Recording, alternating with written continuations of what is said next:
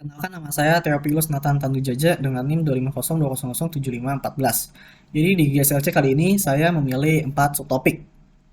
Yang pertama, kelas Abstraction and Encapsulation. Jadi kelas Abstraction ini adalah kelas yang tidak bisa dibuat sebagai objek secara langsung. Jadi hanya bisa diturunkan ke kelas child-nya. Sedangkan Encapsulation ini memastikan data sensitif sebuah objek ini tersembunyi dari akses luar. Ini berguna untuk menjaga data tetap baik dan valid.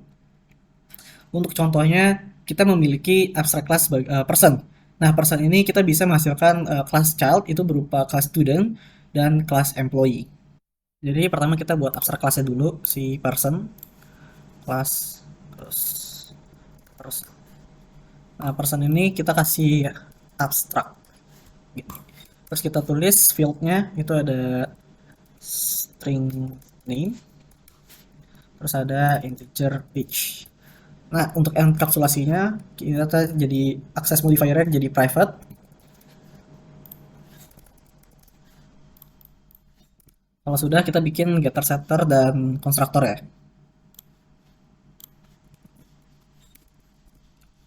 Getter. Nah, selain itu kita juga bisa buat abstract method. Jadi public abstract void, misalkan namanya info. Itu menampilkan semua info yang ada. Oh ya, ini nggak usah pakai. Nah, kayak gini. Ini namanya abstract method. Gunanya apa? Jadi waktu kita bikin class child-nya, itu ada employee, sama ada student. Cara untuk turuninnya itu kita tulis extends uh, person. Terus misalkan string tambahan, maksudnya variabel tambahan yang ada di employee, misalkan ada private string company. Jadi company sama ada gajinya, private integer double salary. Gini. Nah, caranya ini tinggal add constructor.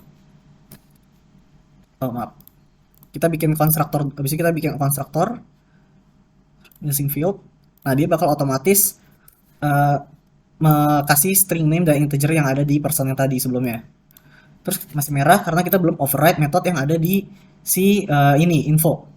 Nah, misalnya infonya kita kasih nama,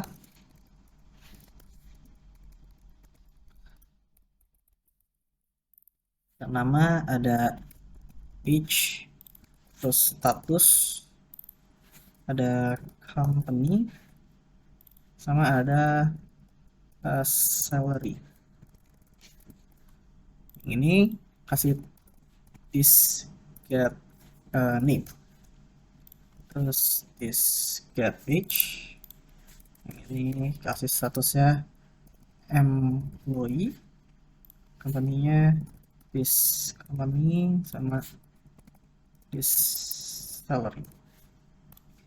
Nah, untuk studentnya stem si person, bedanya di sini variabelnya kita ganti jadi private string university. Terus juga ada private si integer GPA. Nah, variabelnya kan beda. Terus kita kasih konstruktornya, konstruktor using field, generate, sama si ininya, method override method. Ini hampir sama, kita kopas saja. Nah, bedanya di sini nih. Ini ganti jadi student. Terus yang ini jadi university dan yang ini jadi GPA. Oh ya, kedua kelasnya jangan lupa kita kasih getter setternya.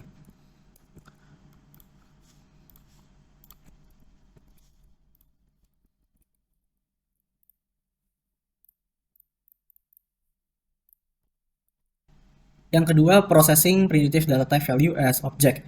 Ini mengubah primitive data type menjadi objek atau non-primitive data type biasa menggunakan wrapper class. Karena biasa ada beberapa metode yang memerlukan parameter sebuah objek. Dan non-primitive data type juga memberikan opsi metode-metode yang lebih banyak dibandingkan yang primitive data type. Nah, misalkan kita udah bikin declare si class employee, si student.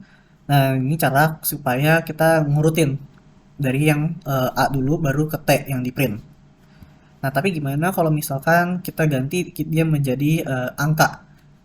Nah, kita kan, tapi misalkan kita maksa pakai compare to. Jadi caranya itu kita harus pakai yang namanya si non primitive integer data type. Caranya integer O1 sama dengan si dot get age. Soalnya si dot get age ini kan primitive data type, tapi kita ubah dia jadi non primitive data type, jadi sebuah objek. Ini jadi s. Jadi waktu kita run itu maka hasilnya jadi si Anto duluan karena age-nya lebih kecil, terus baru si Theophilus karena age-nya 25. Yang ketiga, the string class. Jadi string ini adalah objek yang artinya dia memiliki representasi kelasnya. Sehingga string memiliki banyak konstruktor dan metode-metode yang tersedia. Sekarang kita akan coba buat yang namanya string class. Jadi misalkan kita kasih nama string name sama dengan Theophilus. Nah, di sini kita bisa ganti nih si ininya jadi variabel name doang langsung begini. Dan yang terakhir, the string builder dan string buffer classes. Berbeda dengan string yang sifatnya immutable atau tetap, kelas string builder dan string buffer ini memiliki sifat yang mutable, tidak tetap. Nah, makanya disarankan biasa untuk memanipulasi sebuah string yang dalam jumlah yang banyak itu menggunakan string builder dan string buffer. Nah, perbedaan di antara keduanya ini terletak pada string builder yang tidak thread safe, sedangkan string buffer yang thread safe. Jadi thread safe ini maksudnya ketika digunakan untuk mengubah string saat paralel atau secara bersamaan. Nah, tadi kan kita udah belajar string. Nah, saya akan menjelaskan bahwa string itu adalah sifatnya immutable. Maksudnya nggak bisa berubah itu gimana? Jadi misalkan saya modifikasi string atau manipulasi string, misalkan jadi name sama dengan name ditambah sama Nathan. Misalkan begini.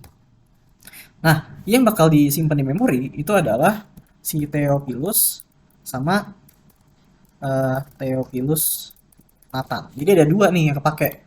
Supaya kita hemat memori, itu kita pakai yang namanya string buffer. Jadi string buffer tuh misalkan buffer new string buffer begini.